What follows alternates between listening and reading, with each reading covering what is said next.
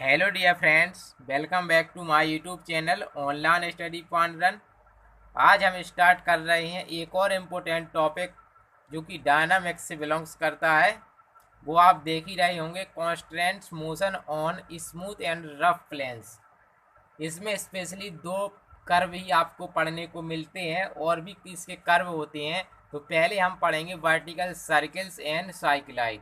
ये vertical circle क्या होता है, साइक्लाइड किस प्रकार से डिफाइंड होता है, आकृति, ये सभी हम पढ़ेंगे आने वाले वीडियोज में। ठीक है। इससे पहले मैं बता दूं कि इससे पहले मैंने डायनामिक्स के काफ़ी वीडियोज डाल चुका हूं, जिसमें हमारा फर्स्ट जो टॉपिक है जो कि इम्पोर्टेंट रहता है, रेक्टिलिनियर मोशन विथ वेरिएबल एक्सीलेशंस। तो इसमें मैंने हुक्स लॉ बेस्ड क्वेश्चंस और साथ ही सिंपल हार्मोनिक मोशंस को कराया हुआ है। इसकी मैंने प्लेलिस्ट बना दी है, तो आप प्लेलिस्ट जा कर के भी देख सकते हैं इन सभी वीडियोज को। और मैंने जो कि इम्पोर्टेंस रहता है काइनेमेटिक्स इन 2 डायमेंशन, तो इसमें भी मैंने इस वीडियो का कंप्लीट एक तरीके से वीडियोज डाल दिया है, यानी ये कंप्लीट टॉपिक मैं ऑलरेडी इसका डाल चुका हूँ। और साथ ही मैंने इसमें एक मोशन इन रेसिस्टिंग मीडियम में वो कंटिन्यू है हमारा टॉपिक, और ये भी हमारा कंटिन्यू रहेगा। और एक और हम टॉपिक इसको स्टार्ट करने वाले हैं, वो है हमारा फोर्स इन 3 डायमेंशनल। इन तीनों को हम अल्टरनेट क्रम में कराएंगे, तो आपको क्या है, अल्टरनेट क्रम में इसको पढ़िए, बहुत ही मज़ा आने वाला है। ठीक है। तो इसके लिए आप चैनल को सब्सक्राइब जरूर कर लीजिएगा, साथ में बेल आइकन को भी जरूर दबाइएगा, क्योंकि मैं जब ये वीडियो लाऊंगा, यदि आप सब्सक्राइब कर लेंगे तो उस वीडियो का नोटिफिकेशन आपको सबसे जल्द सबसे पहले मिल जाया करेगा, है ना। तो आइए देखते हैं, ज़्यादा समय न लेते हुए, कांस्टेंट मोशन क्या होती है, ये किस प्रकार से डिफाइंड होती है। देखिएगा, कांस्टेंट उसके नाम से ही पता है, चल रहा है कांस्टेंट यानी बेबस गति। बेबस गति मीन्स होता है किसी चीज़ को बेबस कर दें हम किसी कारकों का बाध्य करने के लिए, तो वो कांस्टेंट मोशन कहलाती है। ठीक है। तो हमें डिफाइंड करना constant motion on smooth. Smooth means होता है चिकना। चिकना मीन्स ऐसा चिकना, ऐसी सतह जिस पर घर्षण कार्य न करे। वैसे तो ये पॉसिबल नहीं है कि पूर्णतः कोई ये चिकना पदार्थ हो, है ना, उसमें कुछ ना कुछ जो है घर्षण होता ही है। ठीक है। बट काल्पनिक है तो कह सकते हैं स्मूथ। स्मूथ मीन्स चिकना, चिकना ऐसा जिस पर घर्षण इसमें कार्य नहीं करेगा स्मूथ में। ठीक है। एंड रफ, रफ मीन्स होता है खुरदरा। ठीक है। यानी खुरदरे में तो फ्रिक्शन कार्य करना ही है। तो यानी कि दोनों ही कंडीशंस में हम जो है कांस्टेंट मोशन पर डिस्कशन करेंगे। ठीक है। तो देखिएगा, पहले कांस्टेंट मोशन किस प्रकार से डिफाइंड होती है उसको, फिर इसका एक आर्टिकल हम इसका प्रूव करेंगे, जो कि आपके न्यूमेरिकल क्वेश्चन सॉल्व करने के लिए इम्पोर्टेंट्स रहेंगे। ठीक है। आइए देखते हैं पहले इसकी डेफिनेशंस। तो आइए पहले इसको इंट्रोडक्शन हेडिंग डाल लेते हैं, इंट्रोडक्शन हम करते हैं। ठीक है। तो देखेंगे इंट्रोडक्शन। इंट्रोडक्शन में आपका क्या यहाँ से मिलेगा, समझिएगा। तो हमें डेफिनेशन इसको डिफाइन करना है, तो सिंपल उसी की लैंग्वेज से ही है, यानी कि ऐसी गति जिस जिस कोई कण जो है उस कण को हम गति करने के लिए बाध्य कर दें, विवश कर दें, तो ऐसी गति को ही हम कांस्टेंट मोशन कहते हैं। कैसे, देखिएगा, लिखते हैं इसकी लैंग्वेज हम, the motion of a particle, ये particle is called constant motion. ठीक है। इफ, कॉमा लगाएंगे यहाँ पर, if it is compelled to move along ये गिवन कर्व। ठीक, कर्व अथवा इसी को हम बोल सकते हैं सतह, यानी सरफेस। ठीक है। तो देखिए, सतह हमारी कई रहेंगी। ठीक है। लेकिन मैंने बताया स्पेशली हम पढ़ेंगे वर्टिकल सर्कल एंड साइक्लाइड को। ठीक है। क्योंकि इससे ही ज़्यादा क्वेश्चन पूछे जाते हैं। यदि और भी क्वेश्चंस किसी के आते हैं तो हमें कमेंट करके हमें बताइएगा। ठीक है। तो हम उसको भी करा देंगे। ठीक है। तो देखिएगा, इंट्रोडक्शन में हमने लिखा है the motion of a particle, यानी कि किसी कण की गति कहलाएगी कांस्टेंट मोशन इफ यदि it is the compelled to move along a given curve अथवा सरफेस, यानी किसी कण को, यानी इस कण को गति करने के लिए बाध्य कर दें, तो उस मोशन को ही बोलते हैं कांस्टेंट मोशन। ठीक है, तो आइए देखते हैं इसका एक स्टेटमेंट प्रूव करेंगे हम। वीडियो काफ़ी बढ़ सकता है, हो सकता है 35 मिनट प्लस चला जाए। ठीक है, तो धैर्य रखिएगा। ठीक, देखते हैं हम। तो देखिए हमने एक आर्टिकल लिखा है, ये आर्टिकल देखा जाए तो बहुत ही बार आया हुआ है। आगरा यूनिवर्सिटी 2005, 2009 और बुंदेलखंड यूनिवर्सिटीज़ में भी काफ़ी बार ये आया हुआ है। तो इसको जो है आपको कॉन्सेप्ट को अच्छे से क्लियर करना है, क्योंकि ये कॉन्सेप्ट है हमारा, इसी कॉन्सेप्ट से ही न्यूमेरिकल लगने हैं। बस थोड़े चेंजमेंट होगा और क्वेश्चंस करने का जो तरीका है वो वैसा ही हमारा होगा जैसा कि हमारा ये कॉन्सेप्ट का ये आर्टिकल है। तो इस आर्टिकल को समझना बहुत ही ज़रूरी है। इसी प्रकार से जब हम अभी देखा यहाँ पर पता चल रहा है स्मूथ, अभी हम किसके लिए कर रहे हैं, स्मूथ के लिए कर रहे हैं। जब स्मूथ के भी काफ़ी हमारी 2-3 एक्सरसाइज रहेंगी, इसके क्वेश्चंस काफ़ी आते हैं। फिर जब ये हो जाएगा फिर हम पढ़ेंगे रफ प्लेन्स के लिए। ठीक है, तो ध्यान दीजिएगा हम स्मूथ के लिए कर रहे हैं। ठीक है, और स्मूथ में हमारा कहीं पर भी फ्रिक्शन कार्य नहीं करेगा। ठीक है, ठीक, तो आइए देखते हैं, समझते हैं पहला इसका स्टेटमेंट क्या है, देखते हैं। ये हैवी पार्टिकल इज टाइट, यानी एक भारी कण इज टाइट यानी बंधा हुआ है दृढ़ता से, to one end of a light inextensible string, यानी अभितान एक आपके पास तार है, स्ट्रिंग है, उसके एक सिरे में एक भारी कण दृढ़ता से बंधा है। ठीक है, हुज जिसका अदर एंड, जिसका दूसरा सिरा, is attached to a fixed point, जिसका जो दूसरा सिरा है वो दूसरे किसी फिक्स्ड पॉइंट से क्या है, बंधा हुआ है या अटैच्ड है। ठीक है, इट इज प्रोजेक्टेड, तो क्या किया जाता है, प्रोजेक्टेड किया जाता, प्रक्षेपित करने पर हॉरिजॉन्टली, यानी क्षैतिज प्रक्षेपित किया जाता है with A given velocity you. अब देखिए हमें प्रोजेक्टेड करना तो वेलोसिटी देनी पड़ेगी, तो यहाँ पर वेलोसिटी उसने कह दी u, from its vertical position of equilibrium, यानी कि जो आपकी वर्टिकल पोजीशन है, यानी अभिलंबित पोजीशन की साम्य अवस्था जो है उसमें यू वेग से उस कण को क्या किया जाता है, प्रक्षेपित किया जाता है। अब समझे, इस प्रकार समझ सकते हैं, इसका एक सिरा जो है हमारे पास जो हमने दृढ़ता से यहाँ बांध दिया है, इसमें कोई हमने पार्टिकल बांध दिया है। ठीक है, कोई हैवी पार्टिकल। अब इसको देखिए हमने अभिलंबित दिशा में ले लिया है। ठीक है, तो हमारे पास देखिए इसको घुमाएंगे तो एक सर्किल बनेगा, ऐसा घुमाएंगे इस पेन को तो एक सर्किल बनेगा इस प्रकार से, है ना, बड़ा सा तो सर्किल बनेगा। तो ये जो सर्किल बना जो अभिलंबित घुमाने पर, इसी सर्किल को ही बोलते हैं हम वर्टिकल सर्किल। ठीक है, और यदि हम इसको ऐसे घुमा दें, इस ऐसे, तो हमारा कौन सा सर्किल बन जाएगा, इस जो आपका हॉरिजॉन्टल सर्किल। तो हमें वर्टिकल सर्किल की बात चल रही है, तो हमें घुमाना कैसा है, रस्सी को, या हमारे पास अभी पेन है, इसको ऐसे घुमाना यानी वर्टिकल सर्किल बनाना है। ठीक है, इस प्रकार से हमारा वर्टिकल सर्किल बनेगा। तो वर्टिकल सर्किल के लिए हमने ले ली पोजीशन कौन सी, ये देख रहे हैं वर्टिकल पोजीशन, तो हमने ले ली ये वाली। ठीक है, तो अब यहाँ से क्या कह रहा है, horizontal with given velocity you, तो हमें क्या किया जाता है, जो इसका लोएस्ट पॉइंट है यहाँ से हमें प्रोजेक्टेड करना है। देखिए यहाँ पर कोई पार्टिकल होगा तो यहाँ पर हम रखेंगे, वो खिसकना चालू हो जाएगा, तो यानी यहाँ वेग की ज़रूरत नहीं पड़ेगी। अब यहाँ पर हमें यू वेग से प्रक्षेपित करना है हॉरिजॉन्टली।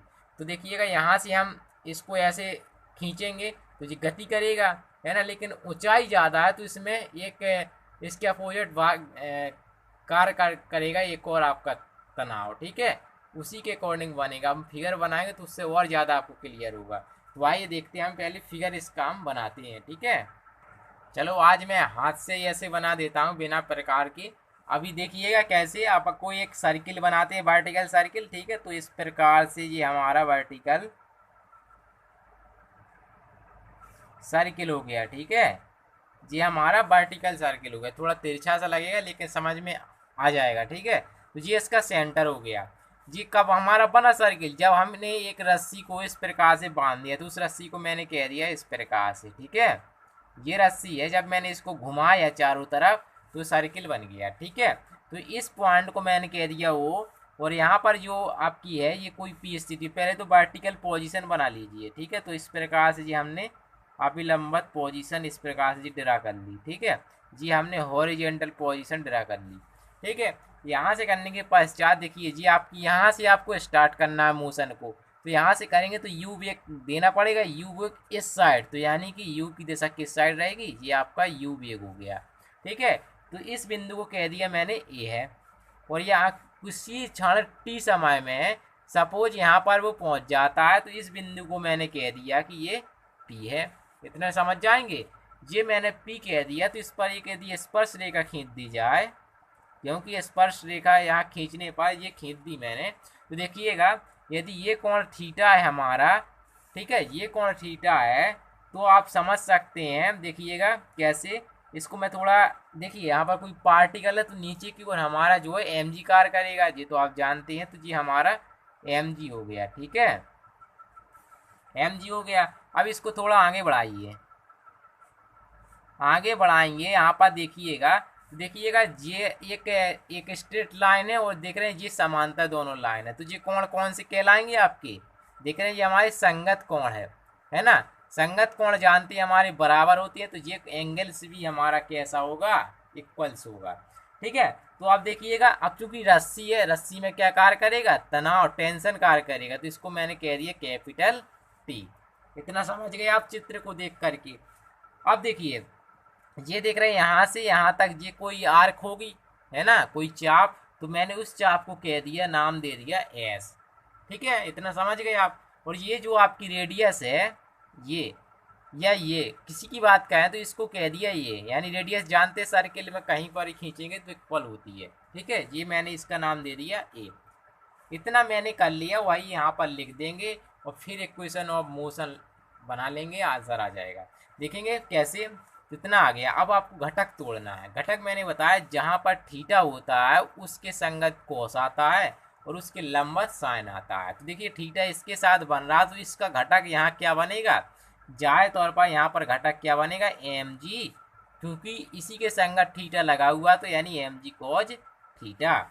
अब इसके लंबवत क्या आएगा, यहाँ से देख सकते हैं ये लंबवत बन रहा है स्थिति, तो यहाँ पर जो है ये घटक किसका क्या बनेगा, एम जी साइन थीटा। इतना समझ गए।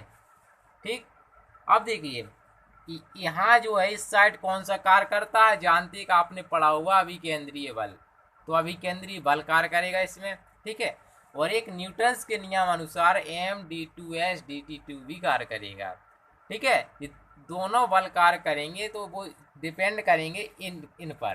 ठीक है, तो आइए देखते हैं इस फिगर्स के संबंध में जो हमने बोला है, पहले उसकी लैंग्वेज को हम अच्छे से लिखते हैं, समझते हैं। कहीं पर भी डाउट आए तो हमें ज़रूर बताइएगा कमेंट करके। आइए देखते हैं यहाँ से, तो लिखेंगे हम यहाँ से लेट माना 1 and of a string of length उसकी कह दीजिए, कुछ तो लेंथ रही होगी, तो लेंथ कह देते हैं ए। ठीक है, चूंकि मैंने कहा भी है लेंथ ए बी अटैच्ड किससे, टू द फिक्स्ड पॉइंट, कौन सा है हमारा, ओ। ठीक, एंड एक पार्टिकल बना है आपका दूसरे सिरे पर, तो लिखेंगे ए पार्टिकल ऑफ मास कितना है उसका, mass M, we attached at other end means होता है सिरा। ठीक है, कैपिटल ए से हमने सपोज कह दिया। इतना समझ गए। अब आपको पता है यहाँ से जो ओ ए है ये वर्टिकल पोजीशन से, यहाँ से लिख सकते हैं, आप लिखेंगे let O A B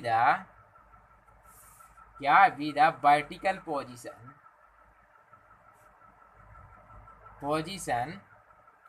of equilibrium.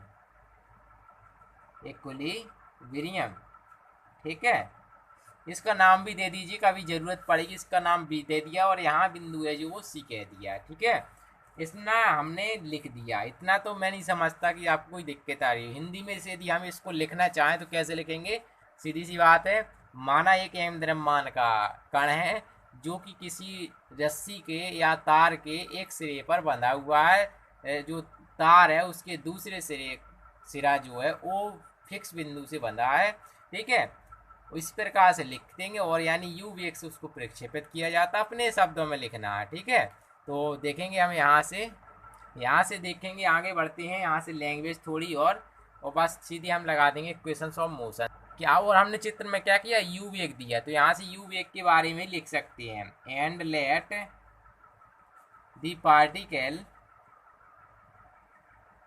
Particle be projected, जो स्टेटमेंट है उसी से लैंग्वेज बना सकते हैं। Projected horizontally from A with है, अब प्रक्षेपित करना तो वेलोसिटी चाहिए, तो विथ है वेलोसिटी स्मॉल यू। ठीक है, इतना आ गया हमारा। ठीक, अब आपने किसी समय पर पी बिंदु को माना है तो पी बिंदु के बारे में और लिख दीजिए। थीटा माना है, थीटा लिख दीजिए। आर्क मानिए, आर्क लिख दीजिए। ठीक है, तो बस इतना लिख दीजिए, फिर क्वेश्चंस को सॉल्व कीजिए। इतनी लैंग्वेज लिखेंगे तो नंबर भी अच्छी आपको मिलेंगे एग्जाम्स में। ठीक है, तो हम लिखते हैं यहाँ से, if P is the position of the particle at time t such that कोण भी आप बता सकते हैं, ए ओ पी इक्वल थीटा है, ए ओ पी थीटा। ठीक है, एंड आर्क भी लिख सकते हैं, आर्क कौन सी, ए पी कितनी है, स्मॉल एस है। देन तब इन इक्विलिब्रियम की पोजीशन से लगा दीजिए एट पी पर, इन इक्विलिब्रियम एट पी, अर्थात कह सकते हैं equation of the motion, equation of the motion of किसके, पार्टिकल अलोंग दी टेंजेंट जो आपने खींची है। ठीक, तो क्या बनेगा हमारे पास, यहाँ से देखिएगा इक्वेशंस ऑफ द मोशंस क्या बनेगी हमारे। यहाँ से देखिए संतुलन, देखिए यहाँ पर टी है और ये एम जी कॉस थीटा है, ये दिख रहा है, इनकी दिशाएं एक दूसरे के विपरीत हैं, दिशाएं विपरीत है, यानी अब देखना ज़्यादा कौन सा है, तो ज़्यादा देखिए यहाँ पर कौन सा रहेगा हमारा, यहाँ से समझिएगा। और आप जानते हैं अंदर की ओर कौन सा बल कार्य करेगा, अभिकेंद्री बल। इस सर्किल के दिशा जो अभिकेंद्री बल होता है वो केंद्र की ओर दिशा होती है, आपने पढ़ा है फिजिक्स में, है ना। तो यहाँ से आप इसकी अभिकेंद्री बल की दिशा यहाँ है और इसकी भी दिशा यही है, तो ज़्यादा कौन सा होगा, कैपिटल टी होगा, है ना। क्योंकि यदि कैपिटल टी छोटा हो जाएगा तो कण है ना, इस जो पथ है ना जी वाला, इसको निकल करके चला जाएगा, है ना। तो यहाँ पर हम बनेगा हमारा पहला क्या बनेगा, यहाँ से एम वी स्क्वायर डिवाइड में रो मीन्स होता है जो यहाँ पर जो भी सर्किल है तो यहाँ पर रो की जगह पर ए आ जाएगा। ठीक है, सिंपल सी बात है। तो इक्वल, ठीक, और फिर क्या आ जाएगा अपना हाईएस्ट है T M G cos theta. तो आपकी फर्स्ट इक्वेशन हमारी ये आ चुकी है। ठीक है, आगे बढ़ेंगे, इसको इक्वेशन हम फर्स्ट कह देते हैं। आगे बढ़ेंगे, दूसरी इक्वेशंस बनाइए। तो अपना अब इससे जो देख रहे हैं स्ट्रेट लाइन बन रही है, यानी ये कहें तो एक टाइप से टेंजेंट जो स्ट्रेट लाइन है, और स्ट्रेट लाइन में कार्य करता है न्यूटन्स लॉ।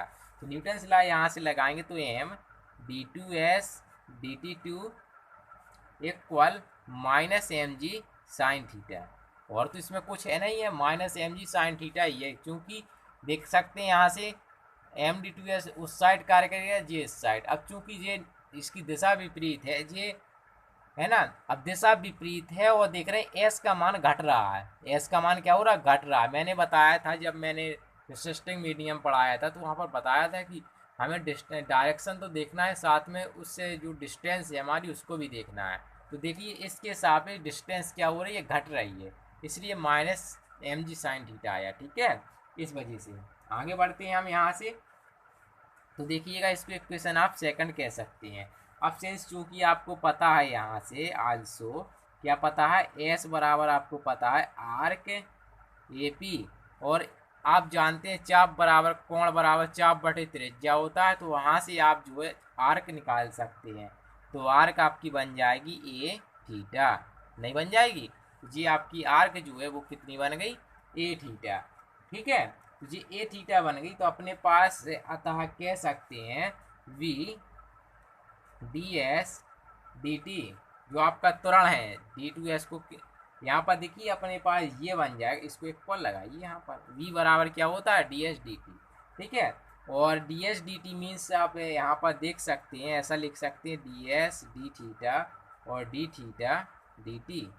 इस ये यहाँ पर एस के थीटा के सापेक्ष करेंगे तो इसकी वैल्यू क्या आ जाएगी ए, यानी कि आ जाएगा A D theta D T. ठीक है, जी अपना इतना आ गया है। इसका एक बार और अवकलन कर दीजिए एंड एक बार और कर देंगे तो आ जाएगा D two S D T two equal आ जाएगा A D two theta D T two. ठीक, इतना आ गया जी। हमने थीटा में क्यों निकाला, क्योंकि हमें एंगुलर वेलोसिटी की भी आवश्यकता पड़ सकती है ना, इस वजह से हमने एंगुलर वेलोसिटी को भी फाइंड करने के लिए इक्वेशन बना ली है। ठीक है, आगे देखते हैं हम क्या फिर करेंगे। अब आपको इन बारी बारी इक्वेशंस को सॉल्व करना, तो पहले हम करेंगे चूंकि इसमें डिफरेंशिएशन है तो हम पहले इस इक्वेशंस को सॉल्व करते हैं दूसरी को। ठीक है, देखिए आगे करना क्या है, हमें देखते हैं किससे, फ्रॉम सेकंड।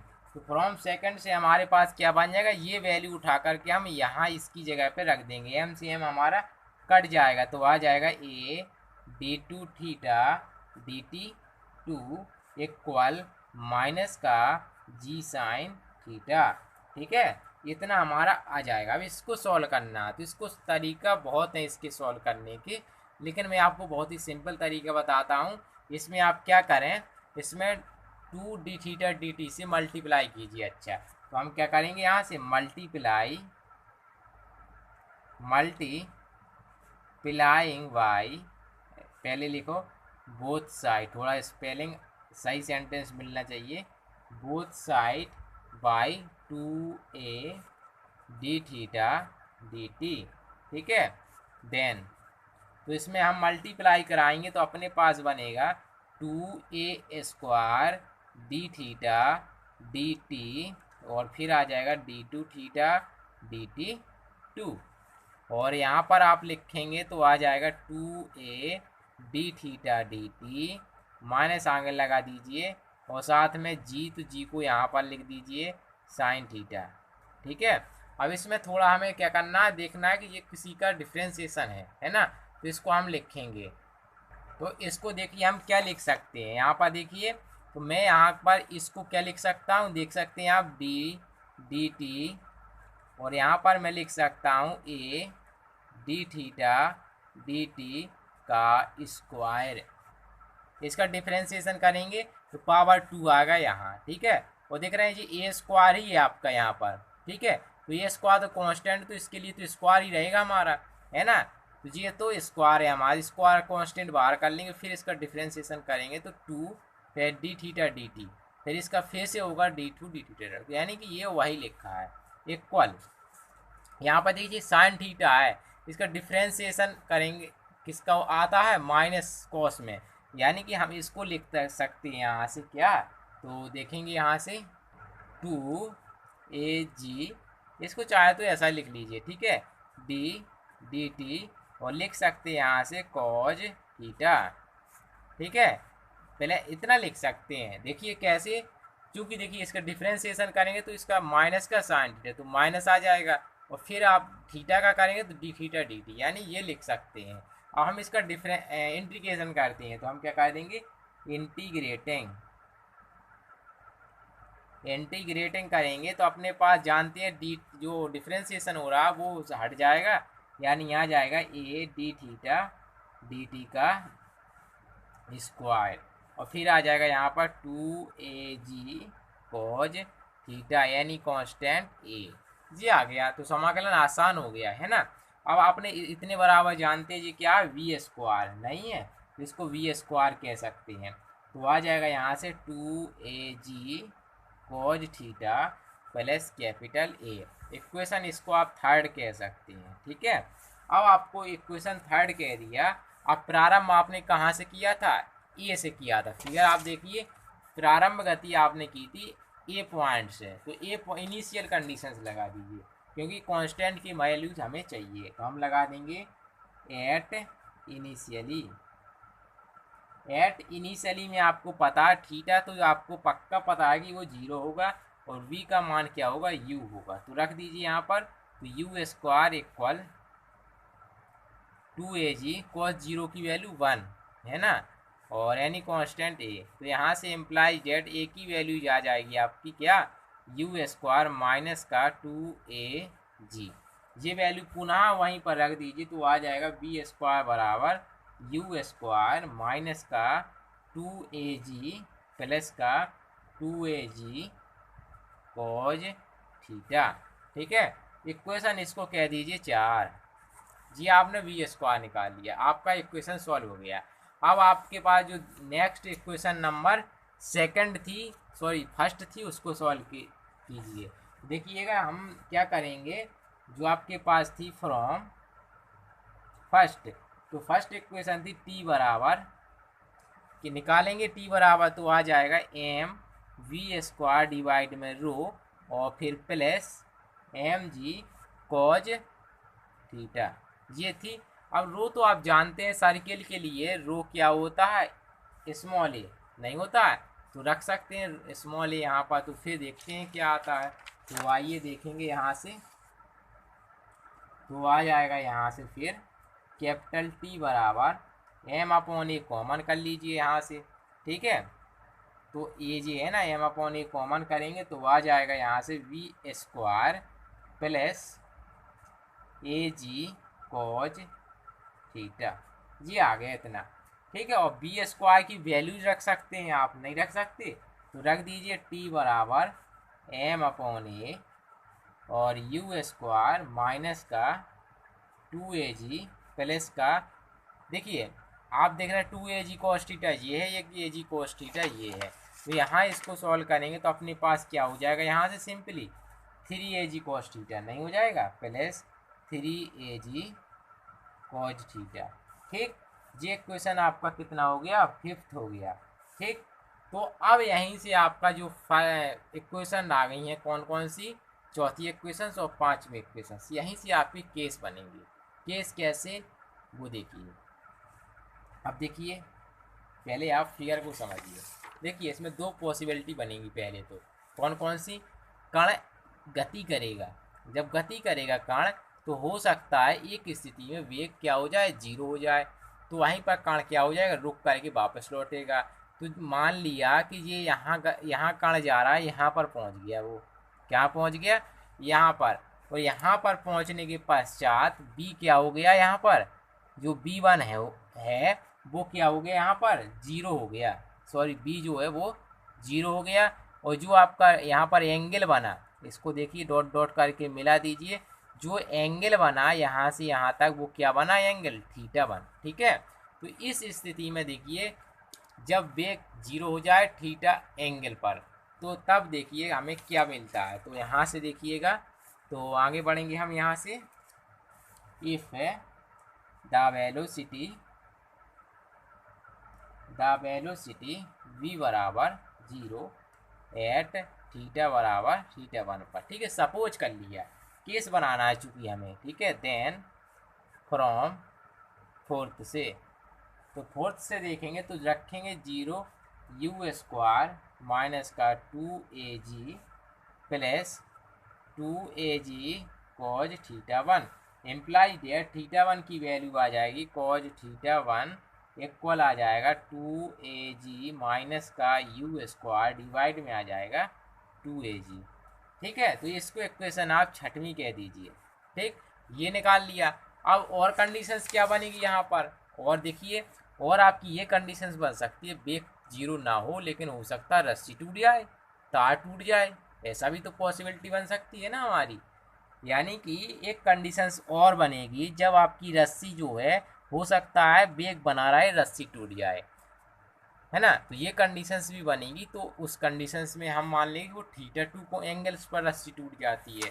तो यहाँ पर देखिएगा हम सपोज कर लेते हैं ना, इफ यदि H1, पहले तो हाइट भी निकाल सकते हैं यहाँ से, ये वाली, ये यहाँ से यहाँ तक हाइट निकाल सकते हैं, ये जो है हाइट, ये जो है हाइट निकालिए।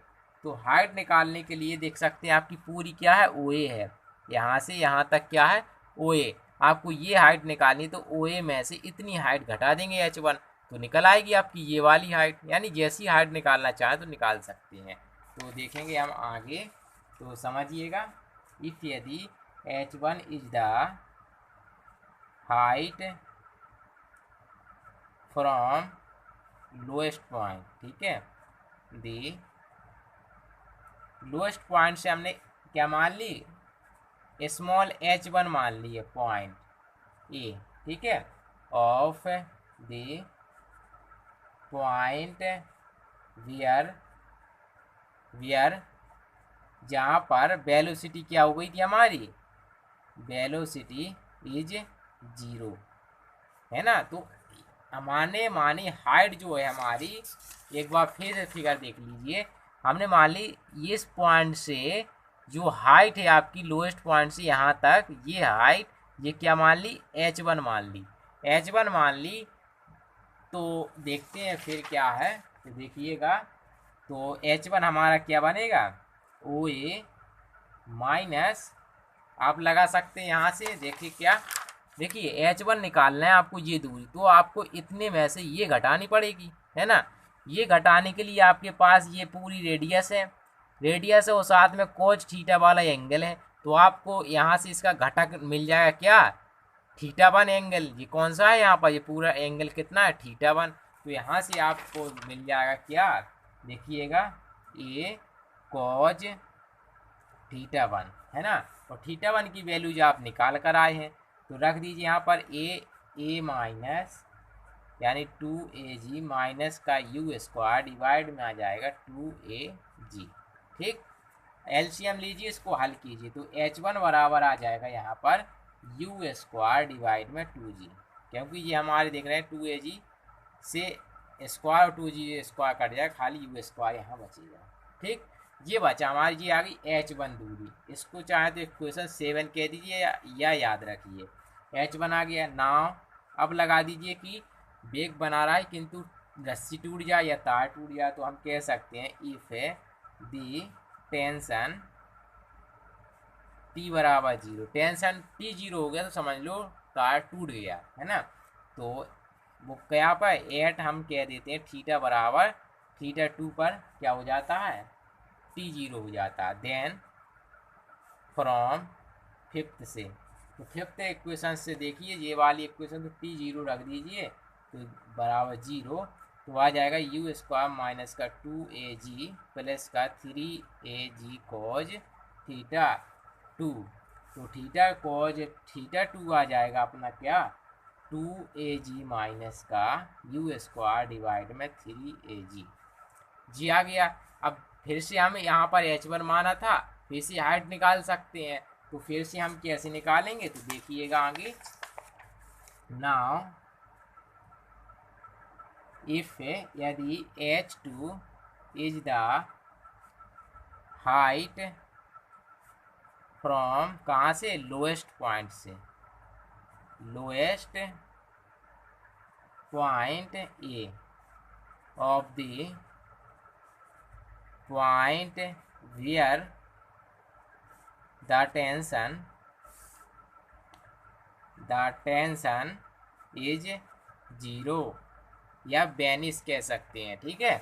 अब बेनिस हो जाता है हमारा जो टेंशन है, तब देखते हैं, तो H2 कैसा निकलेगा, वही फॉर्मूला, ओ टोटल लेंथ में से वो लेंथ घटा दीजिए जो शेष बचती है, तो वो क्या, A कॉज θ2, इसको हल कीजिए, तो OA आपका A है minus A into 2AG minus का U स्क्वायर डिवाइड में 3AG, इसको सॉल्व कीजिए, तो H2 बराबर आ जाएगा आपका U square plus AG divide में आ जाएगा 3G, ठीक।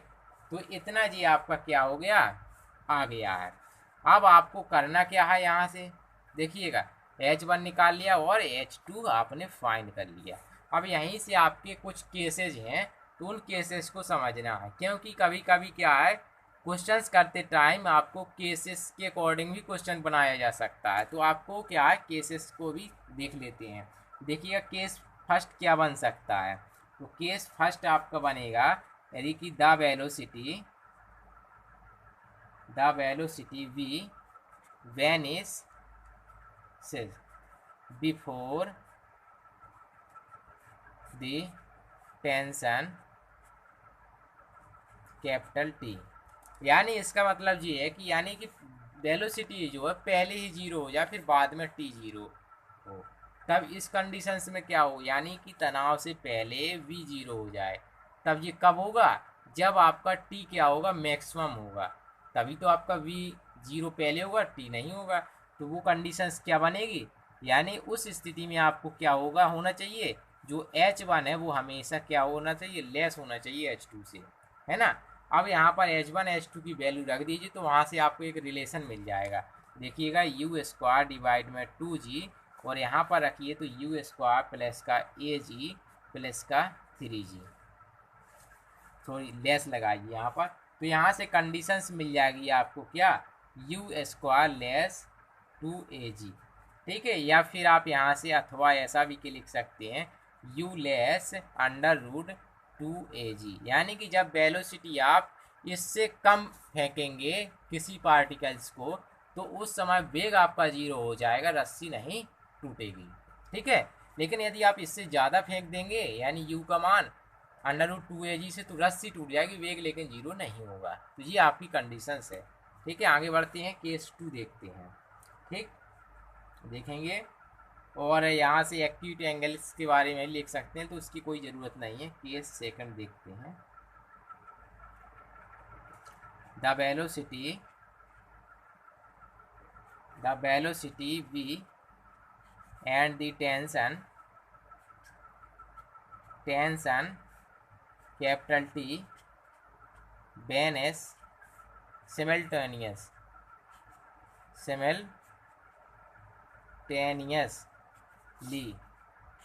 सिमल्टेनियस मीन्स होता है साथ साथ, यानी कि ऐसी कंडीशंस बने कि v भी जीरो हो जाए और t भी जीरो हो एक साथ। एक साथ कब होगा, एक साथ तभी होगा जब ये दोनों इक्वल्स हो जाए, है ना। सिंपल कॉन्सेप्ट आप यहाँ पे लगा सकते हैं। This is possible if and only if, कब, H1 इक्वल H2। तो रखिए यहाँ पर you square 2g equal you square plus AG divide में आ जाएगा 3g, ठीक है। इसको इम्प्लाइज डेट सॉल्व करेंगे तो u बराबर आ जाएगा अंडर रूट AG और 2AG, ठीक है। ये यदि किसी पार्टिकल्स को यदि हम u वेग इतना देते हैं, तो उस समय पर हमारे v और t दोनों ही सिमल्टेनियस यानी साथ साथ वैनिश होंगे, ठीक है। तो ये केस आपका ये हो गया, आपके एग्जाम्स में पूछ सकते हैं क्वेश्चंस बना करके। आइए देखते हैं केस थर्ड जो कि इम्पोर्टेंट्स है। केस थर्ड में देखिए, कंडीशन फॉर डिस्क्राइबिंग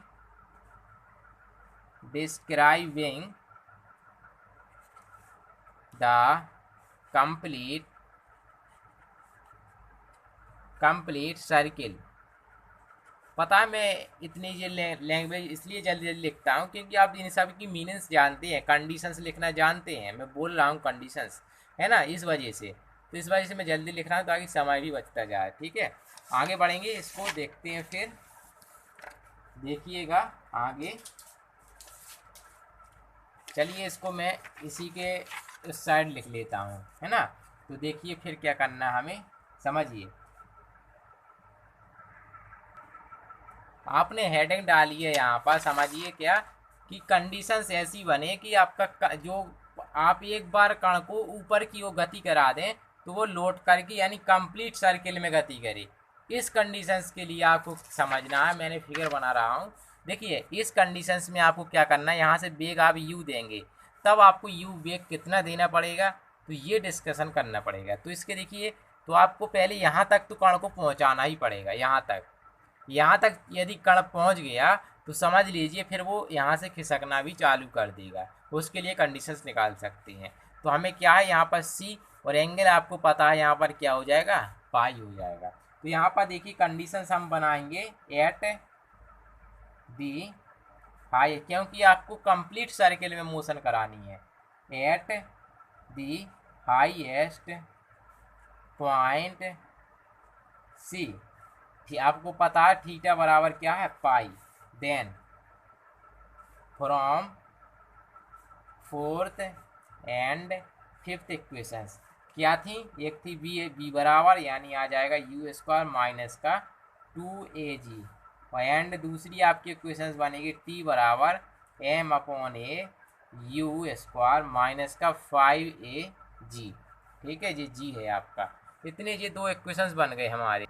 देखिए अब यहाँ से आपको रस्सी को भी नहीं टूटना चाहिए और बेग जो है वो भी बना रहे, यानी कि यहाँ तक बेग तो बना ही रहना पड़ेगा, क्योंकि यदि बेग रहेगा यहाँ पहुँच गया कोई कण, सपोज आपका यहाँ ये कण धीरे धीरे धीरे धीरे बेग से चलता गया, यदि यहीं पर जीरो हो गया तो फिर कण यहाँ नहीं जा पाएगा, यानी यहाँ तक पहुँचने पर उस कण को यहाँ पर भी बेग ऑल होना चाहिए।